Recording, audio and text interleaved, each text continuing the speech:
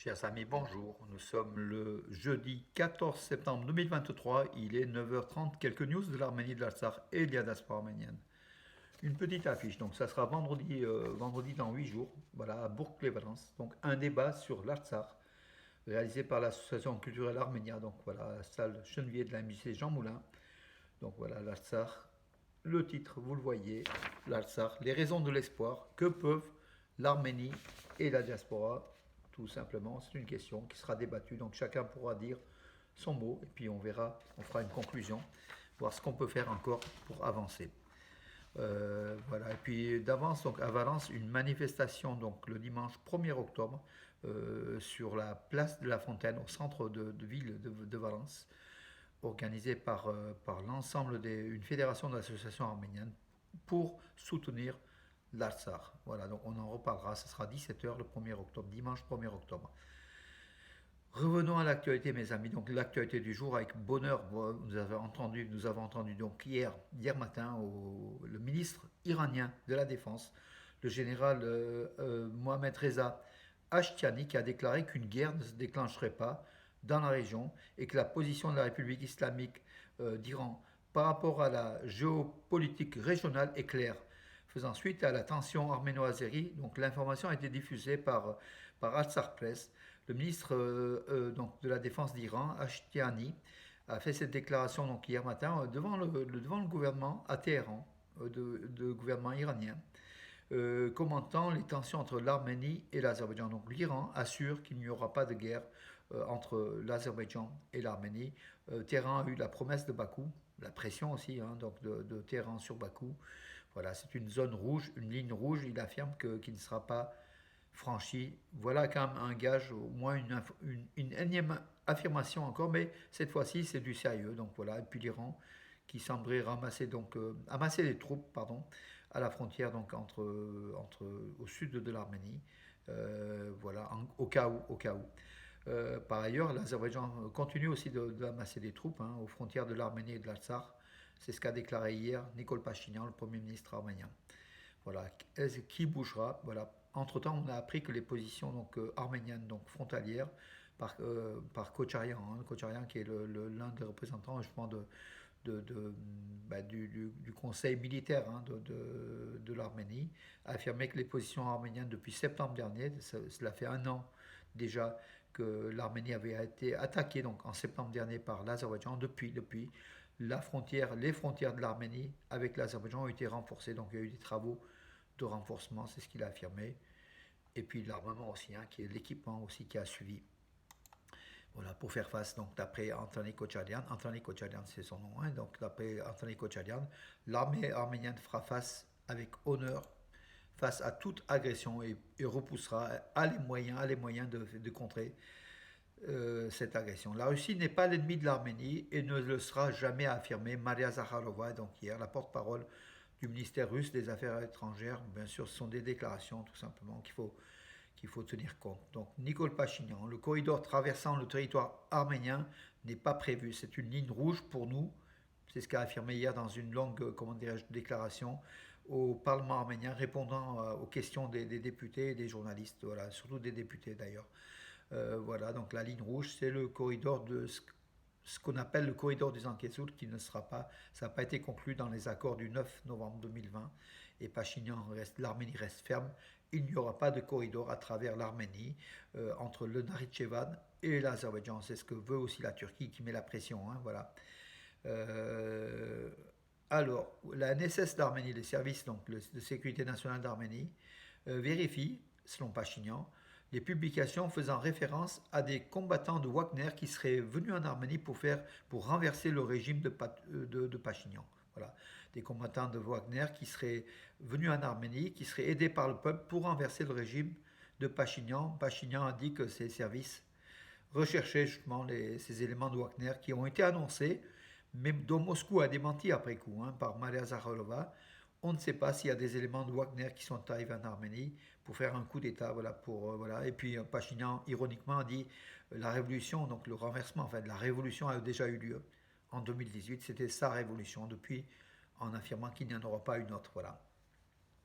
L'Azerbaïdjan a transmis de nouvelles propositions à l'Arménie concernant le traité de paix, a affirmé le ministre des Affaires étrangères Ararat Mirzoyan. C'est la quatrième ou cinquième navette entre Bakou et Yerevan. Et à chaque fois, l'Azerbaïdjan met la pression, met un élément de plus pour pas qu'il y ait la paix, pour que cette signature soit retardée. Et tout ça au profit de l'Azerbaïdjan, donc qui veut gagner sur tous les tableaux. Hier, un hélicoptère militaire azéri s'est écrasé, donc voilà, tuant l'équipage de 3 membres aussi. Hein, donc, c'est ce qu'a affirmé, c'est ce qu'ont affirmé les médias azéris, puis l'agence officielle APA. Donc voilà. Nicole Pachinian a quand même déçu un peu hier. Il a affirmé malheureusement la question de l'Artsakh ne sera pas résolue par les arguments arméniens. Il a affirmé qu'il faut tenir compte du contexte international et puis des résolutions internationales plutôt que arméno-arméniennes. Voilà, donc il a reproché aux Arméniens de trop faire de voir la politique à leurs yeux, avec des yeux des arguments arméniens. Il a élargi à d'autres arguments venant aussi de la partie adverse et puis d'autres parties. Voilà, c'est encore une fois un signe de faiblesse aussi de l'Arménie pour la défense de l'Artsakh, donc l'Arménie qui ne pourra pas défendre militairement l'Artsakh a priori. L'Arménie a inauguré la première centrale photovoltaïque flottante de la région du Sud-Caucase, donc c'est sur le lac artificiel d'Erevan qui ont été installés ces appareils photovoltaïques, financés par la France à hauteur de 800 000 euros. Voilà, donc en fait c'est une première des énergies renouvelables en Arménie et l'Arménie veut prendre le leadership des énergies renouvelables. Voilà. Euh, alors, le Premier ministre arménien, Nikol Pachinian, a affirmé aussi que nous ne pouvons plus compter sur la Russie pour nous protéger. Donc la protection et la sécurité de l'Arménie ne passera plus par la Russie. Dans une interview à Politico, en fait, au journal américain, je crois Politico, Nicole Pachinian a affirmé que la Russie, qui était embourbée dans la guerre contre l'Ukraine, ne peut plus protéger donc l'Arménie. Voilà, donc c'est un fait, c'est un constat, c'est un constat. L'ex-international portugais, donc Luis Figo, que tout le monde connaît, il a joué à Barcelone, Real Madrid, une star internationale du football. Il était donc en Arménie. Il a fait des selfies devant le Mont Ararat depuis Yerevan.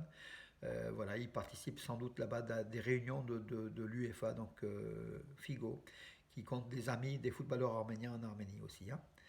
Voilà, donc que dire de plus, mes amis? En équitation, peut-être une qualification olympique pour l'Arménie, donc on verra dans les jours qui viennent. Et puis donc lutte aussi, peut-être des visas olympiques à venir, également en haltérophilie. On espère, on reste dans l'espoir, mes amis. Tout ça, c'est de l'espoir. En tout cas, nous, le grand espoir, c'est qu'il y ait la paix, qu'il n'y ait pas de l'agression de l'Arménie par l'Azerbaïdjan. Et ces déclarations du ministre iranien de la Défense sont, comment dirais-je, étaient attendues, mais sonnent vraiment comme un triomphe pour l'Arménie qui a sans doute trouvé un partenaire stratégique fiable, l'Iran, qui pour ses intérêts personnels, ses intérêts propres, va défendre cette ligne rouge qui est le Zankezour en fait. Hein. La frontière de l'Arménie ne sera défendue tout simplement. Hein. Voilà, donc en cas d'attaque, l'Iran est prêt à mettre toute sa force est prêt à mettre toute sa force militaire qui est sur place, alors que les États européens condamnent des condamnations, il y en a des dizaines et des dizaines, sans effet sur le terrain. Donc bien sûr aussi les observateurs de l'UE ont renforcé leur régime d'observation à la frontière entre l'Arménie et l'Azerbaïdjan, mais bon, ce sont que des observateurs qui font des rapports. S'il y a une attaque surprise sur des bandes de terre de 30 à 40 km du côté de Zangezur, en 2-3 heures, l'affaire pourrait être réglée avant que l'Europe réagisse. Voilà. Il faut une présence militaire et ça, l'Europe n'envoie pas de militaires en Arménie, non plus les États-Unis. Hein. Voilà, on parle de l'OTAN, on parle de beaucoup de choses, mais en tout cas, on en est encore loin de Washington, qui a un allié quand même la Turquie qui freine, hein, donc qui est là plutôt pour servir l'Azerbaïdjan que l'Arménie. Voilà, dans ces conditions-là, attendre beaucoup de l'Iran, que l'Iran fasse un petit peu comment dirais-je, le protecteur, au moins pour l'instant, de l'Arménie face à une agression turco-azérie. Voilà la nouvelle du jour, mes amis. Donc espérons que la paix tienne et que justement l'Iran qui passe, comment dirais-je, qui en général tient ses promesses, hein, tiendra sa promesse de cette ligne rouge de l'Arménie. Donc une menace directe, ouverte et forte lancée à Bakou. Voilà, donc Bakou et Ankara en même temps, tout simplement. Voilà mes amis pour aujourd'hui. Écoutez, je vous donne rendez-vous à demain en espérant de bonnes nouvelles. En tout cas, les nouvelles étaient plutôt bonnes hier, aujourd'hui. Donc, bien sûr, cette nuit, il y a encore quelques tirs hein, aux frontières de l'Arménie et en Artsakh du côté de Martakert. Mais je dirais c'est quotidien. Il n'y a pas eu de blessés du côté arménien. Voilà. Et l'Azerbaïdjan reproche à chaque fois à l'Arménie de faire des attaques que Erevan dément. Hein. Donc voilà, c'est plutôt l'Azerbaïdjan qui attaque l'Arménie que l'inverse. Voilà mes amis pour aujourd'hui. À demain et bonne journée.